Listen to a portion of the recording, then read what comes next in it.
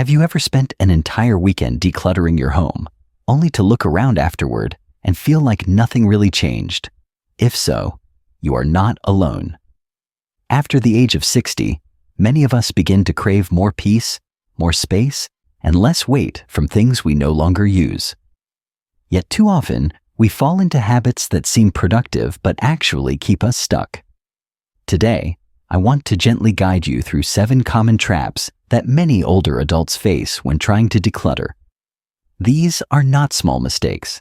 They are habits that quietly drain your energy, take up your time, and leave you feeling frustrated instead of free. By learning to avoid them, you can make the process easier, quicker, and far more satisfying. Trap 1. Organizing before deciding. For many of us, the first instinct when we see clutter is to start organizing it. After all, we have spent decades keeping households, offices, and family schedules in order. Folding, stacking, and arranging feel familiar. It feels productive, but here is the hidden problem. If you organize items before you decide whether they deserve a place in your life, you are spending precious energy on clutter. I once met a woman who had filled her craft room with neatly labeled bins of fabric scraps, buttons, and ribbons. Everything looked orderly. But she had not sewn in over 5 years and admitted she no longer planned to. She had spent months arranging items that she would never use again. In truth, she was organizing clutter, not clearing it. Why do we fall into this trap? Because organizing feels safe. It feels easier than making decisions about letting go. Our brains reward us with a small sense of progress when we stack or sort, even though nothing meaningful has changed. The closet is still full, the drawers are still heavy, and the mental weight remains. Here is the gentle shift. Make decisions before you organize. Professional organizers call this the decision first rule. Pick up each item and ask yourself 3 questions. Do I love this? Do I use this? Does it serve my life today? Only if you can say yes should the item move on to organization. If not, thank it and let it go. This approach may feel slower at first, but it actually saves time and energy. Instead of spending hours folding and sorting things you will donate anyway, you free your space and yourself more quickly. And remember, organizing clutter is like washing dishes before putting them in the dishwasher. It looks busy, but it is unnecessary. So before you stack another pile or label another bin, pause. Decide first. Organize only what truly deserves to stay. This gentle discipline will make every moment of decluttering count. Trap 2. Searching for the perfect donation home. Letting go of belongings is never just about the items. It is about the memories, the value, and often the guilt attached to them. That is why many older adults fall into what I call the perfect donation trap. We want every book, dish, or gadget to go to the exact right person or place. It comes from kindness, but it can become a heavy burden. I once worked with a retired teacher who had boxes of old textbooks, kitchen gadgets, and broken electronics stacked in his garage. Each box was labeled with research donation options. He had spent months trying to find exactly the right home for every single item. Meanwhile, his garage remained packed and his wife could not park her car. Here is the truth. Donation centers already have systems to sort items and place them where they belong. That old mixer you spent hours researching? The staff can assess it in 30 seconds. That stack of textbooks? They already know which programs can use them. Your job is not to be a donation coordinator. Your job is to make decisions about your own home and peace of mind. When we spend endless hours researching, it is usually not about generosity. It is about avoiding the discomfort of letting go. We tell ourselves we are being responsible, but in reality, we are delaying freedom. The gentle shift is this: choose 2 or 3 donation centers you trust, such as a local charity, a general thrift store, and perhaps one specialized group. That is enough. Place your items there and trust their process. If an item is truly valuable, say worth more than a couple $100, then yes, take the time to research or sell. But for everyday belongings, focus on releasing them, not managing their future. By simplifying your donation strategy, you gain back your space, your time, and your energy. And the relief of seeing items actually leave your home is far greater than the small satisfaction of knowing where each piece went. Trap 3. Keeping just-in-case items. This trap is especially familiar for our generation. Many of us grew up in times when resources were scarce.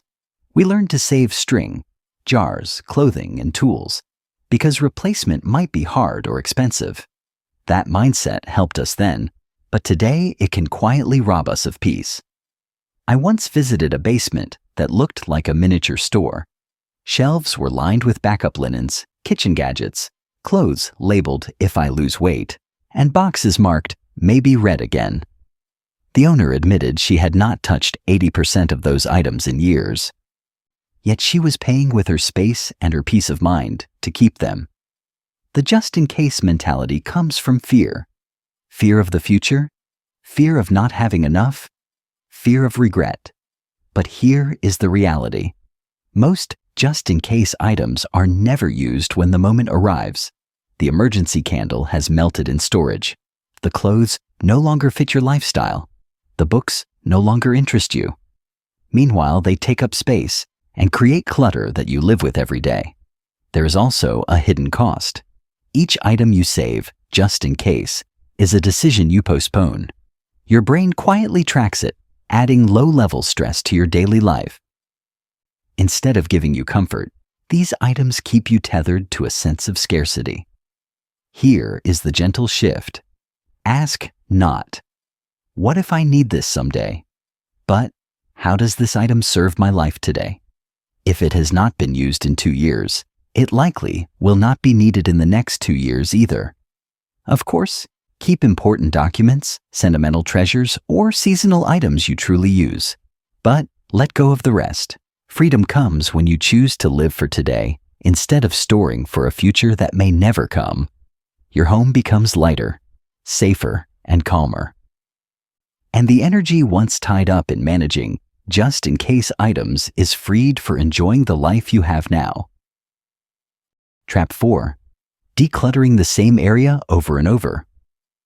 Have you ever noticed yourself going back to the same closet, the same drawer, or the same stack of papers again and again, yet never really making progress? You pull things out, shuffle them around, maybe even make small piles, but somehow most of it goes right back where it was. Months later, you repeat the exact same routine. This cycle can go on for years, and it is exhausting. I once worked with a gentleman who had been decluttering his home office every spring and every fall for more than 3 years. Each time, he opened the same boxes of old files, magazines, and office supplies. He would glance through them, maybe move them to a different corner, then neatly put them back. The result? His office looked almost exactly the same as when he started. He was not truly decluttering, he was rehearsing. Why does this happen? Often it is because making final decisions feels hard. We hope that if we look at an item enough times, the answer about whether to keep it will suddenly become clear. But psychology shows us the opposite. The more times we handle an item, the more emotionally attached we become to it. Simply seeing or touching something repeatedly makes us feel more connected to it, even if we never use it. That is why flipping through the same stack of cookbooks or knickknacks over and over only makes it harder to let them go. Here is the gentle shift. Give yourself the gift of one-time decisions. When you pick up an item, ask the essential questions. Do I love this? Do I use this? Does it support the life I live today? If you can answer yes, it stays. If not, it goes. There is no maybe later pile. No promise to revisit in 6 months. If you truly feel paralyzed in the moment, place the item in a simple decision box with today's date. Seal it, and set it aside. Here's the key. If you do not open that box or retrieve anything from it within 6 months, everything inside gets donated without reopening it. This method allows you to step away from endless indecision while still giving yourself a gentle safety net. Breaking the cycle of repeated decluttering is liberating. Instead of endlessly circling the same ground, you create real, lasting progress. Imagine opening that closet and finding only what you use and love, instead of facing the same stack of undecided items yet again.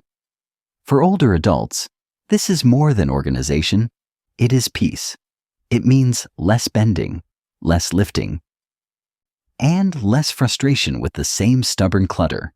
It means a safer, calmer space where you can focus on the joys of today, not the unfinished chores of yesterday. Trap 5. Holding on because it was expensive. One of the most powerful emotional traps in decluttering is the feeling that we cannot let something go simply because it was expensive. Many of us have looked at a dining room set, a treadmill, a piano, or a set of china and thought, I cannot possibly donate this. It costs too much. The memory of the price tag sits on our shoulders like a weight, keeping the item in our homes long after it has stopped serving our lives. I once worked with a woman named Catherine. She owned a stunning cherry wood dining room, set with 8 chairs and a matching cabinet. 20 years earlier, she had spent nearly $8,000 on it, and at the time it felt like a proud milestone. For years, she hosted family dinners around that table, but now she and her husband ate most meals at the kitchen counter. The formal dining room had become a holding place for laundry and mail.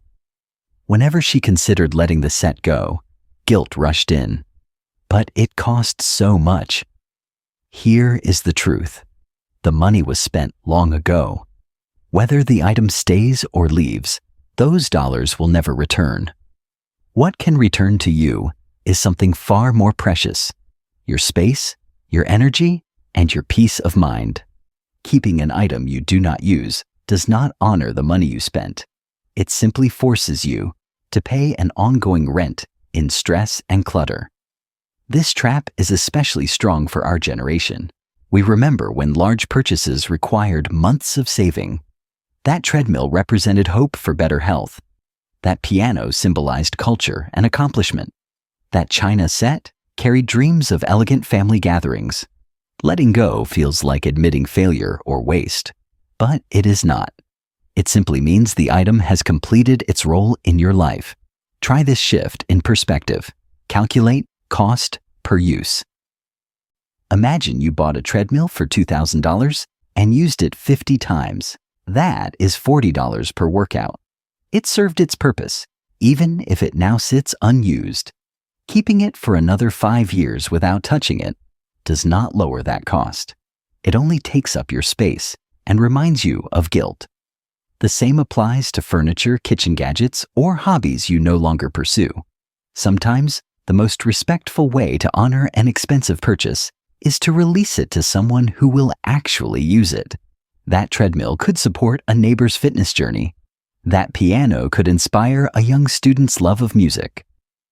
That dining set could host another family's celebrations. By letting go, you allow the value to continue elsewhere instead of keeping it trapped in your home. For older adults, there is another important layer: safety and ease. Large, unused items become obstacles in your living space. Heavy, awkward furniture increases the risk of falls. Storing things you never use creates physical burdens when it is time to clean or move. Clearing these items is not wasteful. It is wise. It makes your home easier to manage and safer to live in. So the next time you find yourself holding on tightly to something simply because of its price, pause and ask not, how much did this cost me then? But, what is this costing me today? If the answer is stress, guilt, or lost peace, then the price is too high. Your worth is not tied to your receipts. You are not defined by the money you spent on things years ago. You are defined by how you live now, by the comfort and safety you create in your home today. Releasing expensive clutter is not failure. It is freedom. It is choosing yourself, your peace, and your present life over the echo of an old price tag. Trap 6. Creating too many sorting categories. When most people begin decluttering, they grab boxes, bins, and sticky notes. The instinct is to create many piles so that everything feels organized. One pile for books, another for kitchen items, another for clothing, another for things to sell, another for things to give to family, another for items to repair, and the list goes on. Soon, the living room looks more like a warehouse than a home. At first, this may feel like progress. You can point to neat stacks and tell yourself you are getting organized. But what is really happening is that you are building a complex system that demands more of your energy than it returns. I once helped a retired librarian who had turned her decluttering project into a cataloging mission. Fiction books in hardback, fiction in paperback, nonfiction divided into gardening, cooking, self-help, travel, and a dozen more categories. 6 months later, she was surrounded by tidy piles, but still drowning in clutter. Here is why too many categories create trouble. Each extra pile represents another decision your brain must make. Instead of asking the simple question, keep or release, you are asking many smaller questions. Does this belong in the give to my niece pile or the sell online pile? Should this be in the fix later bin or the donate broken box? Every additional category drains your decision power before you even reach the heart of decluttering. Psychologists call this decision fatigue, and it leaves you exhausted long before the real work is done. The truth is simple. The goal of decluttering is not to create perfect piles. It is to reduce the number of things in your home. The more complicated the system, the more likely you are to get stuck halfway and walk away with the job unfinished. Here is the gentle shift. Limit yourself to 5 clear categories. Keep, donate, trash, sell, but only if you are committed to selling within 30 days, and relocate for items that belong in another room. That is enough. You do not need piles for every possible outcome. Once you let go, donation centers and recycling programs will take care of the details. This simple system makes decluttering lighter and faster. Touch each item once, decide immediately, and place it into one of the 5 containers. By the end of the day, you can see real progress instead of facing mountains of half-finished piles. For older adults, this approach saves not just time but also physical effort. Fewer piles mean less bending, less lifting, and less risk of tripping over boxes scattered around the room. It keeps your pathways clear and your body safe while you work. Think about the peace that comes from walking into a space and seeing it clearly, without endless bins labeled with complicated categories. Instead of feeling like a project manager of clutter, you feel like the owner of your home again. So the next time you begin decluttering, resist the urge to over-organize. Keep it simple. Keep, donate, trash, sell, or relocate. That is all you need. In the end, you are not creating a library or a warehouse. You are creating a home where you can breathe, move safely, and enjoy the life you are living today. Trap 7. Feeling guilty about past purchases. Among all the decluttering traps, guilt may be the heaviest one to carry. It shows up quietly when you pick up an item you once bought with excitement, but never truly used. Maybe it is a bread maker that saw the light of day 3 times before being tucked away. Maybe it is craft supplies you thought would fill your retirement with hobbies. Maybe it is a piece of exercise equipment that became a coat rack. Each time you see it, you hear a little voice whisper, "What a waste! Why did I buy this?" This guilt keeps many older adults frozen in clutter. Instead of making a clear decision, we stand still, punishing ourselves for choices made years ago. But here is something important to remember. You are not the same person who made that purchase. At the time, you had different hopes, energy, and dreams. Buying that bread maker was not foolish. It was an expression of hope. Buying craft supplies was not wasteful. It reflected your desire for creativity. Every purchase was part of your story, even if it did not unfold the way you expected. The truth is that guilt does not make decluttering easier. It makes it harder. When you hold on to an item out of shame, you give it power over you. You let it remind you again and again of what you did not do, instead of letting it go and moving on with peace. Here is the gentle shift. Stop asking, "Why did I buy this?" and start asking, "What is this costing me today?" The money you spent is already gone. That cannot change. But what can change is whether you continue to pay in stress, guilt, and lost space. Every unused item you keep is like a little debt you keep paying over and over. Releasing the item is not denying your past. It is honoring your present. It is saying, that chapter is complete. I thank you for the hope you gave me, but I choose peace now. When you donate the bread maker, someone else may use it daily. When you give away the craft supplies, they might bring joy to a neighbor or grandchild. By letting go, you release both the object and the guilt tied to it. This shift is especially freeing for seniors. Many of us look around and see decades of purchases layered in our homes. Each one can feel like a small reminder of decisions we wish had gone differently. But you are not defined by those objects or by those decisions. You are defined by how you live today in the space you create now. Imagine walking into your kitchen without being greeted by gadgets that make you feel guilty. Imagine opening a closet and seeing only clothes that fit your life today. Imagine the relief of breathing in a room that holds joy, not regret. That is the gift of releasing guilt along with clutter. So the next time you pick up an unused item and feel shame rising, pause and speak kindly to yourself.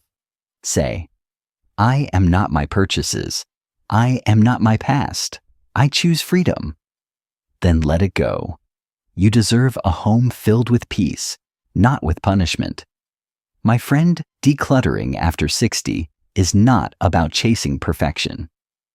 It is about creating a home that feels safe, calm, and welcoming for the life you are living today.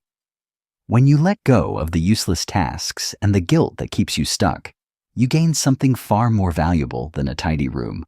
You gain peace of mind, freedom of movement, and the joy of knowing that your home supports you, not the other way around. You do not need to do everything at once. Choose one small area, make one clear decision, and celebrate that step. Every choice to release clutter is a choice to open space for laughter, rest, and new memories. You are not defined by the things you bought or kept. You are defined by the life you create now, and you deserve a home that reflects your worth and your wisdom.